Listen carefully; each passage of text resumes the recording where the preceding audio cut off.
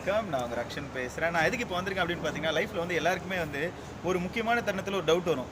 ஒரு பிறந்த நாள், ஒரு நல்ல நாள் வந்தோமா, இந்த கிஃப்ட் யாருக்கா குடுக்கணும்னு நினைச்சா என்ன கிஃப்ட் குடுக்குறதுனே தெரியல. அதுவும் நமக்கு பிடிச்சவங்கள விட பிடிக்காதவங்களுக்கு ஒரு கிஃப்ட் குடுக்கணும்னு தோணுச்சுன்னா என்ன குடுக்கணும்னு தெரியாதுல்ல.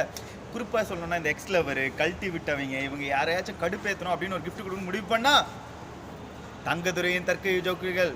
இதை நீங்க உடனே கிஃப்ட் பண்ணீங்கன்னா உங்களை விட்டு போனவங்க ஒரே தடியாக போயிடுவாங்க. அந்த அளவுக்கு ரொம்ப ஜாலியான ஜோக்ஸ் நிறைய இருக்கும் இந்த புக்கில். ஏன்னா தங்கதுரை அண்ணனே கைப்பட எழுதின புக். அப்பயே உங்களுக்கு தெரிஞ்சிருக்கும் இந்த புக்கில் என்ன இருக்குது அப்படின்னு. ஸோ இப்போ இந்த கிஃப்ட்டை யாருக்கா கொடுக்கணும் அப்படின்னா, பாலா இங்கே வாடா.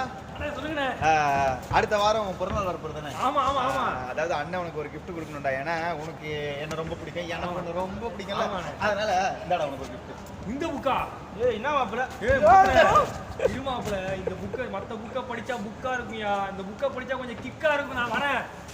இப்படி அனைவரையும் ஓட வைக்கக்கூடிய ஒரே புக் தங்கதுரையின் தற்கொலை ஜோக்குகள். வாங்கி விட்டீர்களா?